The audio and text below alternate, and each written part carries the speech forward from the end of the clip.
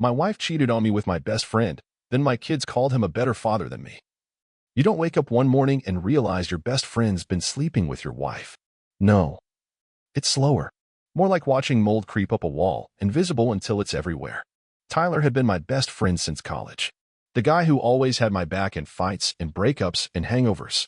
We built our lives side by side. He was best man at my wedding. Godfather to my kids. Honorary family at every Thanksgiving. He was also a mooch. He drank my beer. Slept on my couch more times than I can count. Would borrow tools, forget to return them, crash dinner with stories about his latest disasters. But I let it slide because that's what brothers do, right? Until one day I came home early from work and found him fixing my garage door. My wife, Rebecca, was there too, laughing, passing him a beer.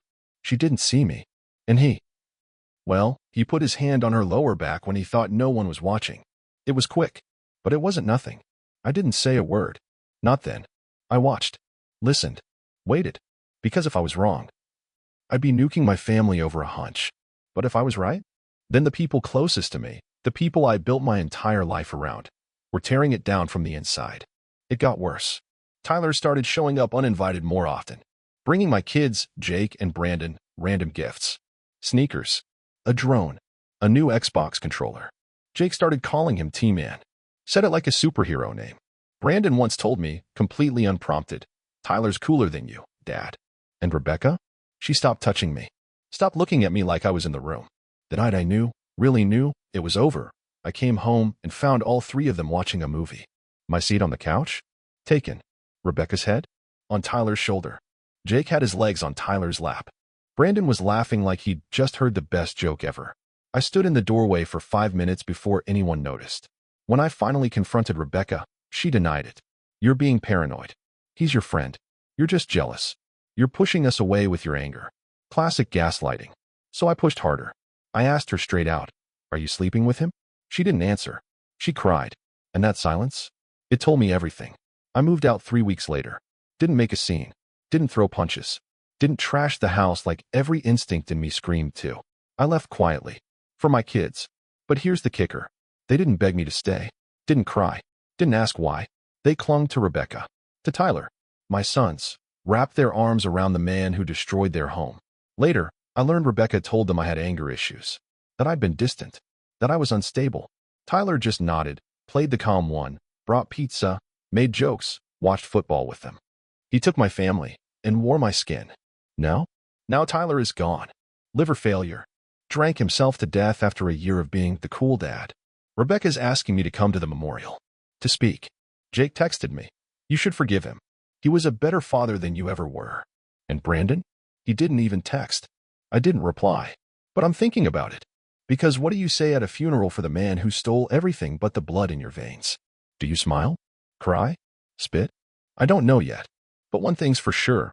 They all think I'm cold for walking away. They have no idea how warm the fire inside me still is. I wasn't going to go. Really, I wasn't. I had zero desire to stand in a rented church hall and pretend Tyler was anything but what he was, a thief in a best friend's skin. But then Rebecca called. "The boys want you there." Jake asked if you'd say a few words. A few words? I had volumes. But instead I said, "Fine, I'll come. But don't expect a eulogy." She didn't argue. Probably because she thought she'd won just by getting me to show up. I wore black, not out of respect, but because it helped me disappear. The memorial was packed. More people than I expected. Coworkers, college friends, neighbors, even some woman who claimed to have dated him off and on for a decade. There were pictures on a screen. Tyler smiling, drinking, hugging kids who weren't his. I stood in the back. Watched. Counted the lies. Jake found me first. "Hey, Dad." He looked older. Taller. His voice cracked a bit when he said my name. Brandon was with him, quiet. Staring at the floor. "Thanks for coming," Jake said. "Didn't come for Tyler," I replied. "I came for you too." He flinched, just barely. But he heard me. Rebecca stood at the front, dabbing her eyes with a tissue like she was the widow. And honestly, she might as well have been. She gave more to Tyler than she ever gave to me in the end. Then the mic passed around. People got up, told stories about how funny Tyler was, how loyal, how generous. Someone even said, he would have been an amazing father. I almost laughed out loud. Instead, I walked out. Stood in the parking lot. Let the cold hit me. Let the anger settle like dust. That's when Jake came out. Why'd you leave? I looked at him. He looked just like me when I was 16. Angry, confused, desperate to be right. Because no one here wanted to hear the truth. It's not the time, Dad. When is it, Jake? When's the right time to say your hero was a traitor? He was there when you weren't. That one hit. But I stayed calm. He was there because he took what I built. He was there because your mother let him walk in the door I paid for. That's not loyalty. That's opportunism. Jake didn't say anything, but his fists clenched, and I realized something. He wasn't angry I was gone. He was angry that I wouldn't let him pretend everything was okay. Brandon stayed silent the whole ride home. He sat next to me on the porch after. Didn't speak until the sun dipped low. Then he asked, was it true that you left because of Tyler? No. I left because your mother chose him. But you didn't fight. Son, sometimes the strongest thing you can do isn't to fight, it's to walk away. He nodded. Just once.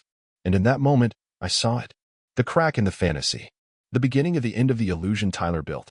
A week later, Rebecca called again. You embarrassed the boys. No, Rebecca. I embarrassed you. Because the truth is uglier than the version you sell. You don't have to keep punishing us. I almost laughed. You think this is punishment? No. This is mercy. Because if I ever told the whole story, none of you would ever sleep again. She hung up. That was the last time we spoke. Jake sent me a message later. I think I get it now. That was it. No apology. No explanation. But I took it. It was more than I thought I'd ever get. The memorial ended.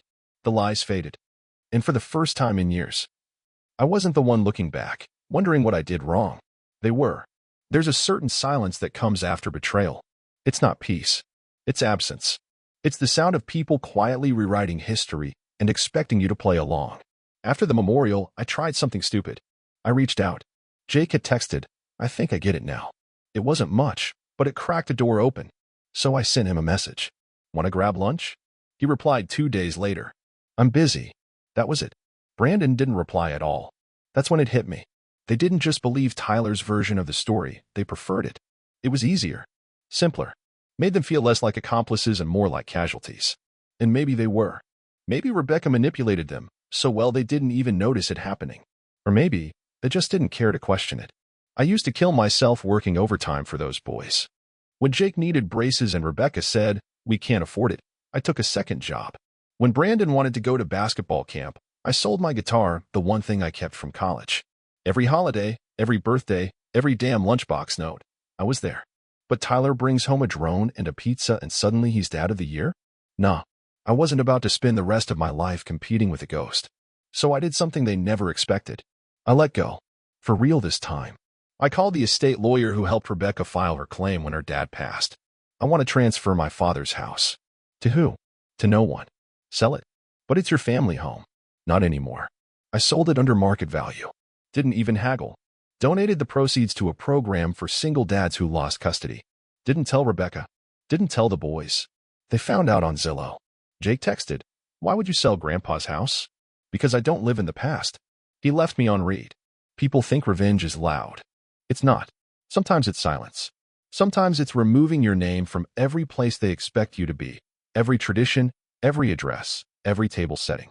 Thanksgiving came and went. I didn't get a call. Didn't get a text. I bought myself a steak, poured a drink, and watched a movie alone. And you know what? It didn't feel lonely. It felt earned. A few weeks later, Brandon messaged me. First time in months. Mom's selling the house. I didn't reply. A minute later, she's moving in with Uncle Travis. Oh, so that's what Tyler's absence led to, a new replacement. Maybe not a friend this time, but still another man to fill the seat I once had. I wasn't surprised. Rebecca never liked sitting still. He added, guess you were right about a lot of things. That one made me pause. Not because I needed validation. I stopped craving that a long time ago. But because it was the first time either of them said it out loud. Still, I didn't reply. Because it wasn't for me anymore. It was for him. The healing? That's on them now. Christmas rolled around. I didn't decorate. Didn't bake cookies or hang a single light. I donated to the shelter down the street and spent the day volunteering. A kid gave me a drawing, stick figures with giant smiles and the words, thank you, mister. I kept it. Still have it taped to my fridge. Because that felt more real than every forced smile I ever gave while Rebecca and Tyler played house. They expected me to chase. To prove I was still worthy of the title dad. But they forgot something. I didn't stop being a father. I just stopped being theirs. There's a pattern to how manipulators operate. They lie. Then they deny. Then they rewrite. And when none of that works, they rebrand. Rebecca?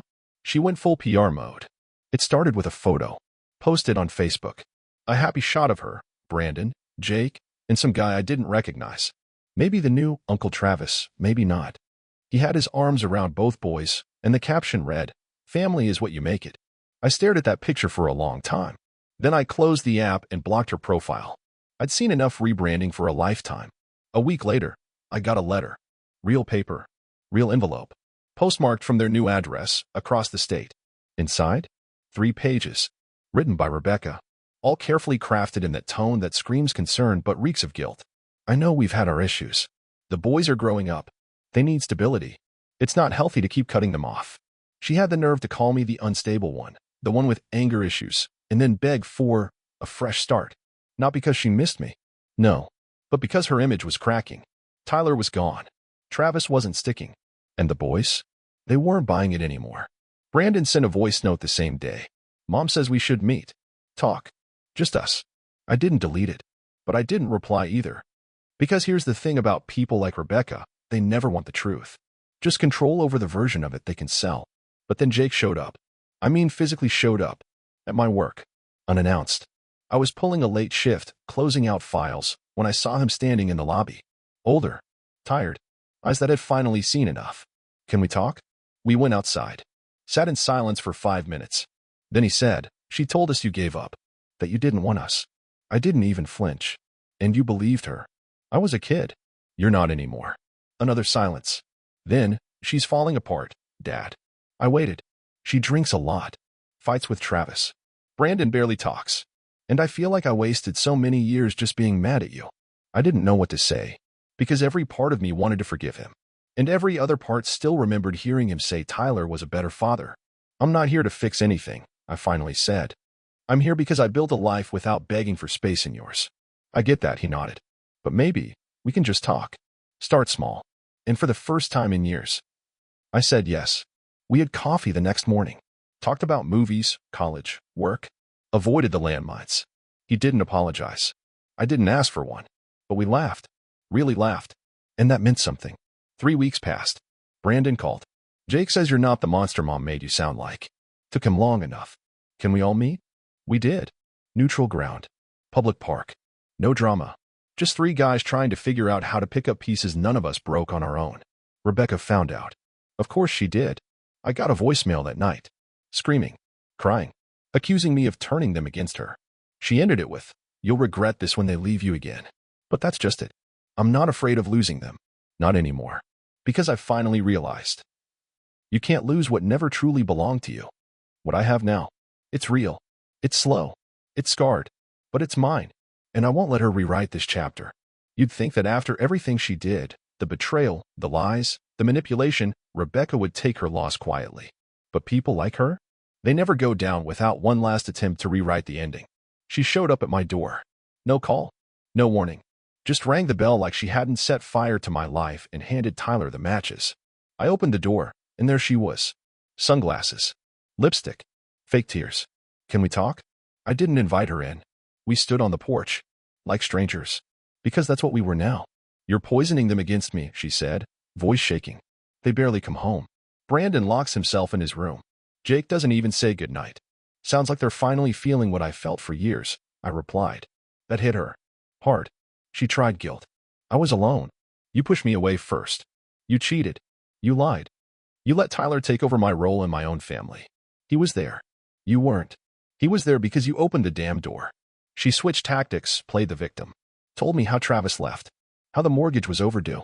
How she missed having a real family. You had one, I said. You just didn't want to work for it. She got angry then. Really angry. Told me I was cold. Vindictive. That she hoped the boys would see through me the way she eventually did. They already have, I said. That's why you're here, not because you care, but because you're losing. She left in a fury. And I felt nothing. No rage. No pain. Just relief. Because there it was, her last card, played face up. Later that night, Brandon texted.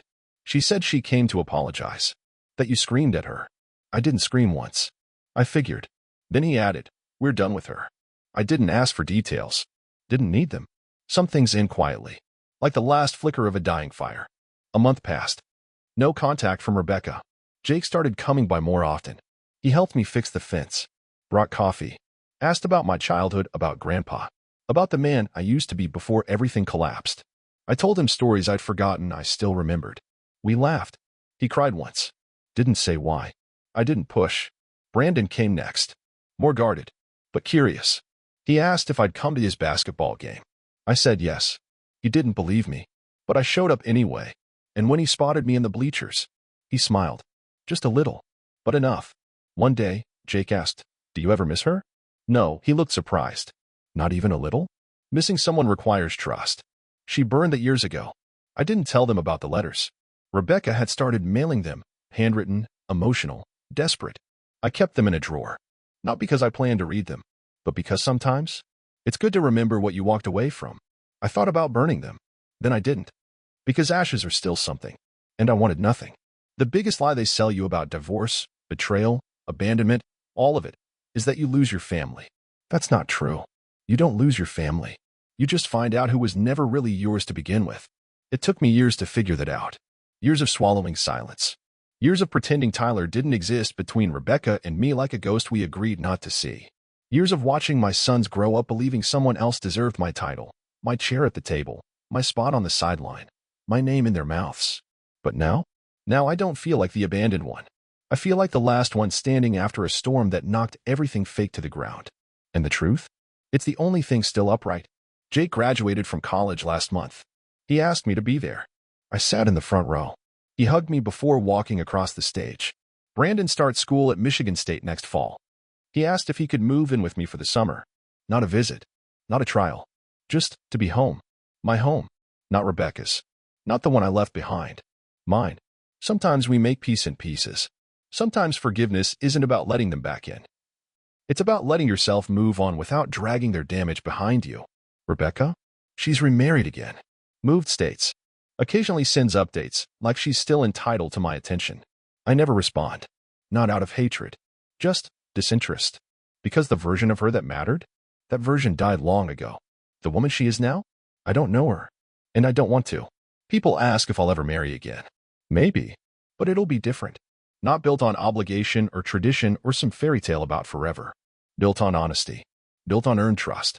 Because love that costs you your peace isn't love. It's debt disguised as devotion. The boys and I? We're not perfect. We have scars. Memories we don't talk about. Things they believed. Things I said. But we're trying. And that's more than I ever thought I'd get. Last weekend, we had dinner together. Just us. No yelling. No tension. No pretending. Jake brought dessert. Brandon helped clean up. We sat on the porch, talking about movies and life and how weird it is to be happy after everything. Jake said, "I used to think Tyler saved us." Then he looked at me. Now I realize he just delayed us from finding our real sinner. I didn't say anything. Didn't have to.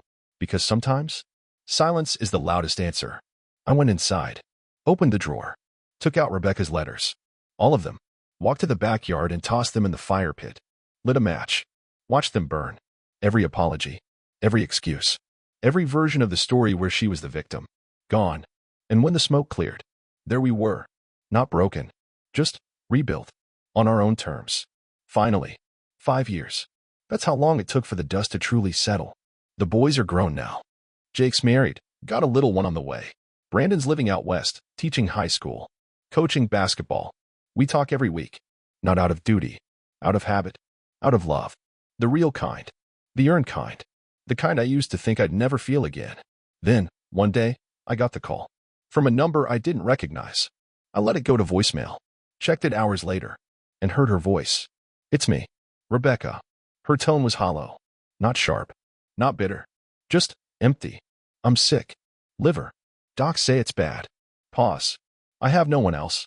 She didn't say sorry. Didn't ask for anything specific. Just said, "I'm in town. If you, or the boys, if anyone wants to see me," then the message cut off. I sat with that voicemail for 2 days. Didn't tell Jake or Brandon. Not at first. Because what was I supposed to say? That the woman who tore us apart was back, not with an apology, but a diagnosis? I saw her. Once. In hospice care. Public facility. Shared room. One bag of belongings. She looked like a ghost of herself. Skin like wax. Hair thinning. Eyes yellowed from years of cheap wine and cheaper men. She smiled when she saw me. "You look older." So do you. She laughed, then coughed, deep and painful. They all left, she said. Travis. My sisters. My friends. I didn't ask why. I already knew. Do the boys hate me? I paused. No. But they stopped needing to forgive you. Why? Because healing isn't about waiting for the apology. It's about living in spite of it. She didn't cry. Didn't scream. Just nodded. Then she whispered, "You were the better parent." I didn't answer. I didn't need to. She died 3 weeks later. Not in the hospice, but in some bar bathroom. Collapsed next to a man whose name nobody knew. Blood alcohol level triple the legal limit. No funeral. No obituary. Just a coroner's file and a signature required to claim the body. Jake refused. Brandon said he wasn't ready. So I did it. Not for her. For them. For closure. I buried her quietly. No service. No flowers.